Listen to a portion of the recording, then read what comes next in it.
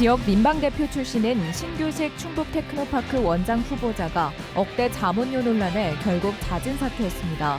시민단체는 인사참사라고 비판했습니다. 대선 선거운동이 본격화되면서 유권자 눈길을 끌기 위한 지원 유세가 곳곳에서 펼쳐지고 있습니다. 한국교원대 기숙사 식당에서 점심을 먹은 학생들이 집단으로 식중독 의심 증상을 보여 보건당국의 조사에 나섰습니다. 학교는 조사가 시작되고 나서야 이런 사실을 알았습니다.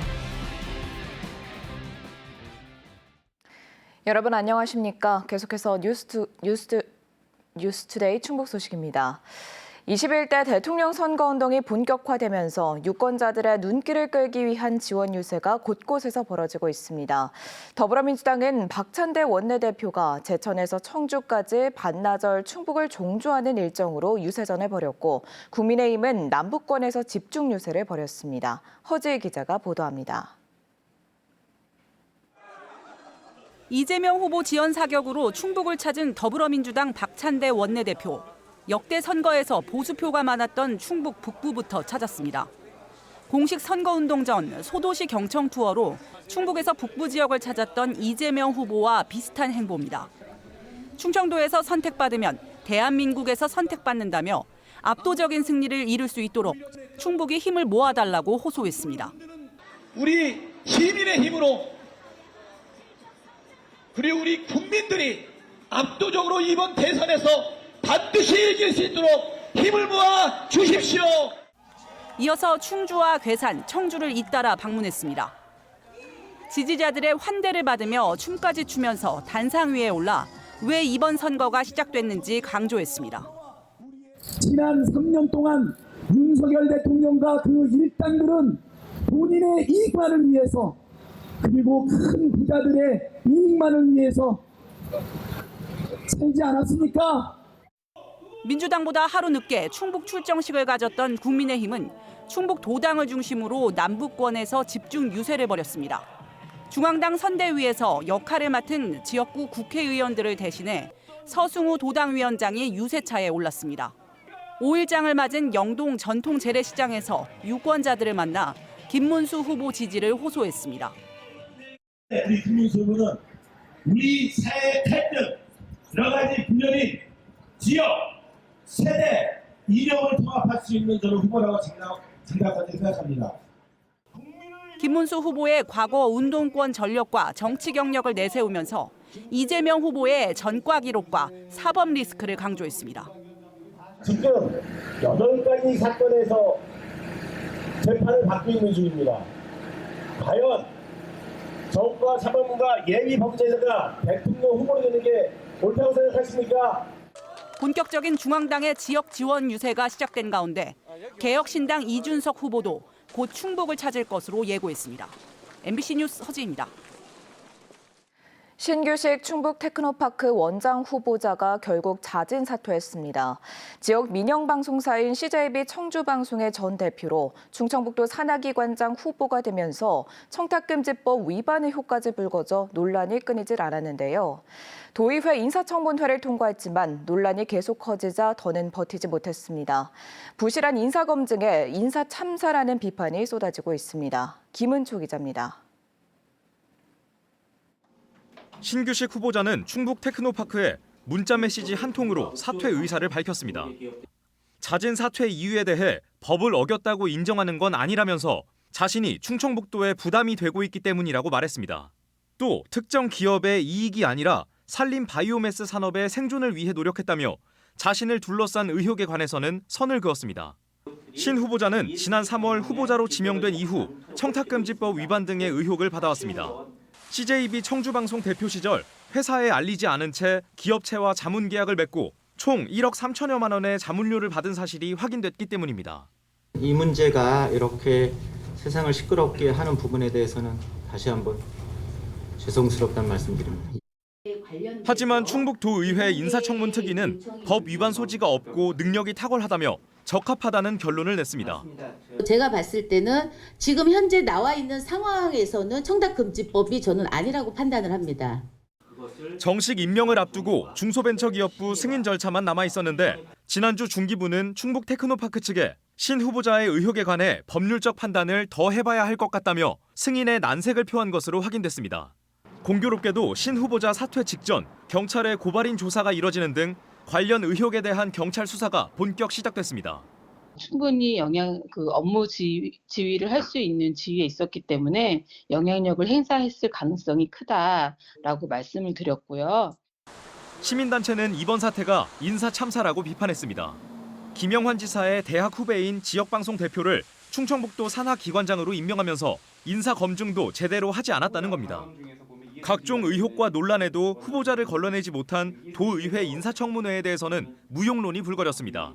일종의 인사 참사라는 판단이 들고요. 도지사의 인사의 문제, 그리고 그것을 걸러야 할 도의회의 인사청문회 제도의 문제, 두 가지 다 문제가 있음이 노출된 인사였다라고 판단합니다.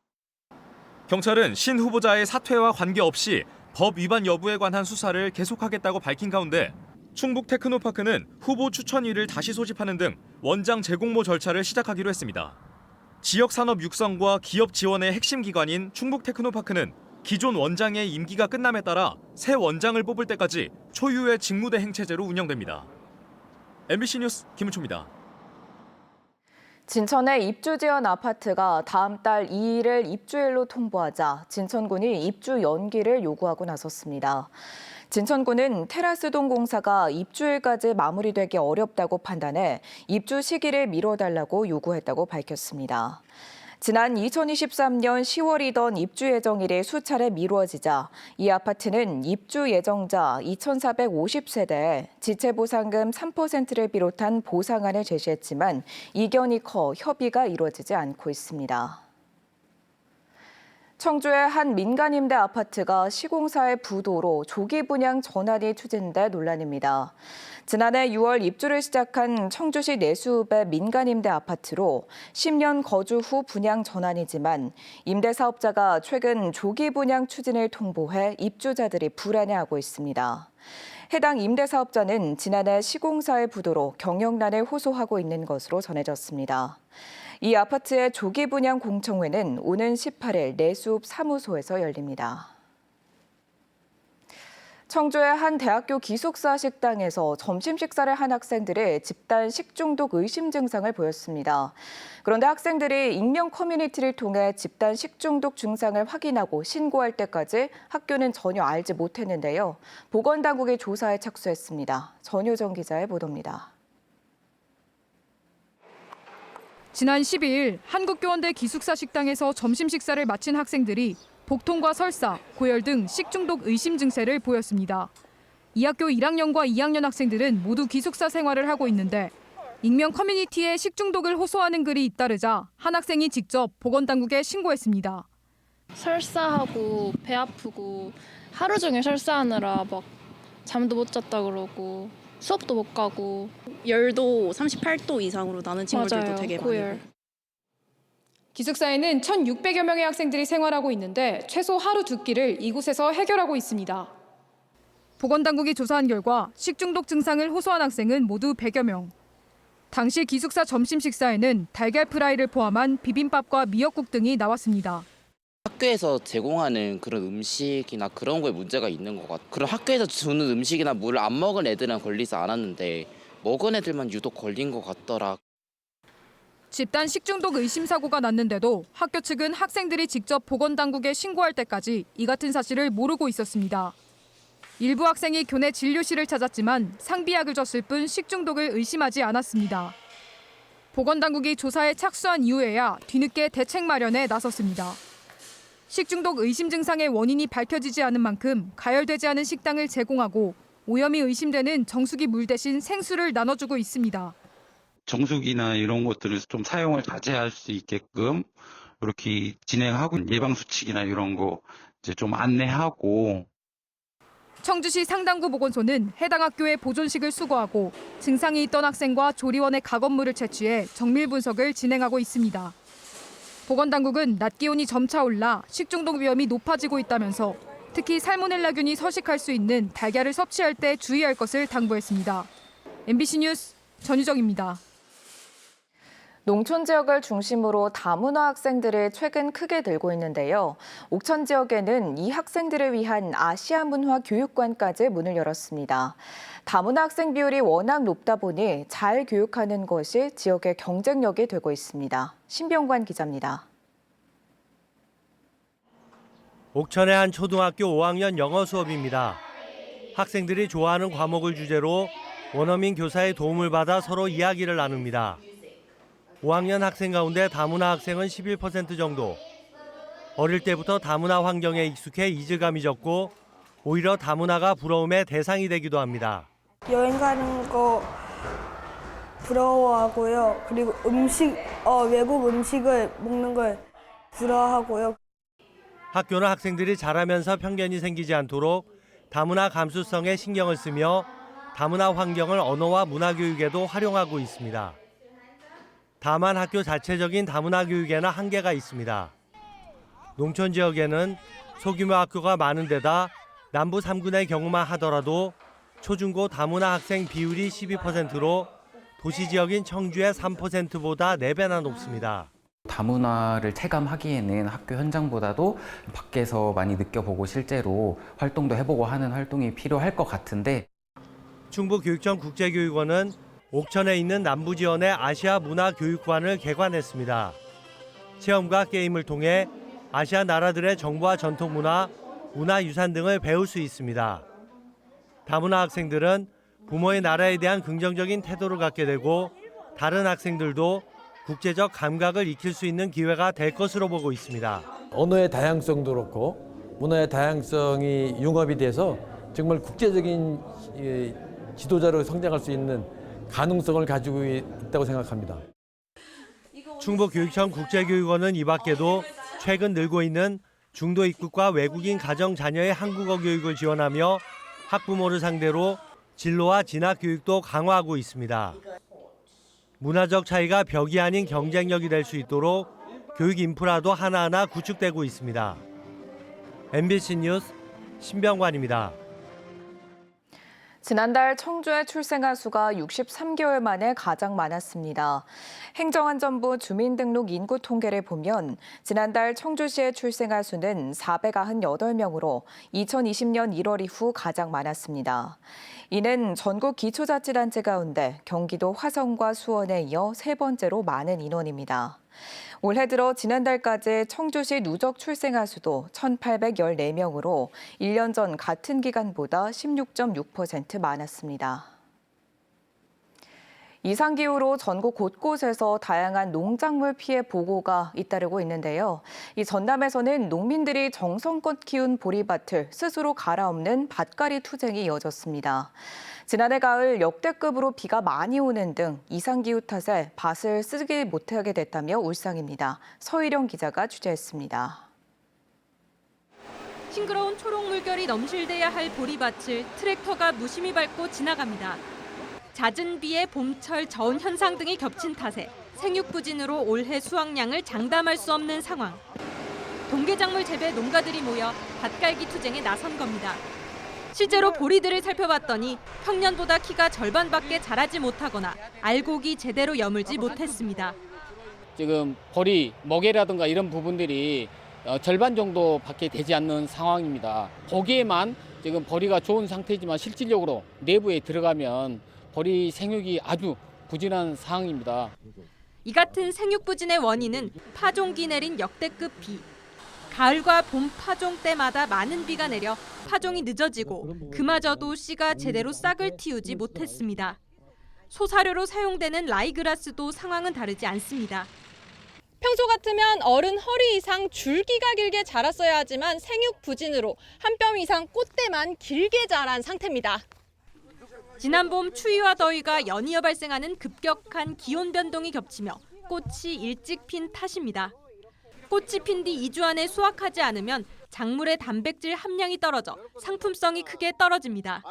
그렇다 보니 늦게 심어 덜 큰 작물을 더 기르지도 못하고 이대로 베지도 못하는 농가들의 고민만 커지고 있습니다. 지금 풀이 전부 다 애질로 다 하고 새끼도 안 치고 모든 거 이렇게 하기 때문에 요 수확량이 전혀 안 나옵니다. 또 그러나 뭐 장군 전체가 전라남도 전체가 지금 다 그럴 할 겁니다. 전남도는 파종이 늦었던 만큼 한 달가량 더 수확 시기를 늦추면 상황이 나아질 것으로 보고 있습니다. 향후 저사료 생육에 적합한 날씨가 지속될 것으로 예상됩니다. 최종 수확량은 전년 대비 80-90% 수준이 될 것으로 전망하고 있습니다. 6월 13일 정도까지는 수확을 완료. 농민들은 이 같은 생산량 감소가 이미 지난 가을 예견됐던 상황인 만큼 동계 사료작물도 재보험 대상에 포함하는 등 보다 근본적인 구조적 대책을 요구하고 있습니다. MBC 뉴스 서유령입니다.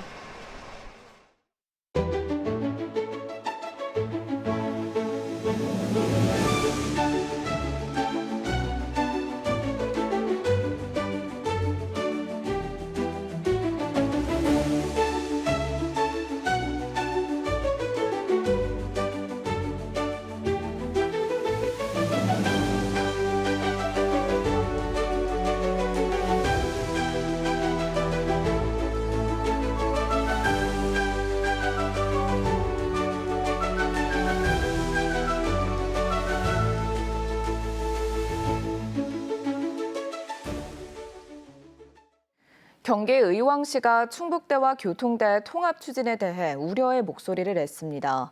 김성재 의왕시장은 통합 문제는 단순히 학교 간의 문제가 아니라 지역 사회와도 관련된 중요한 사안이라며 지역 사회와의 더 긴밀한 소통과 논의가 필요하다고 말했습니다.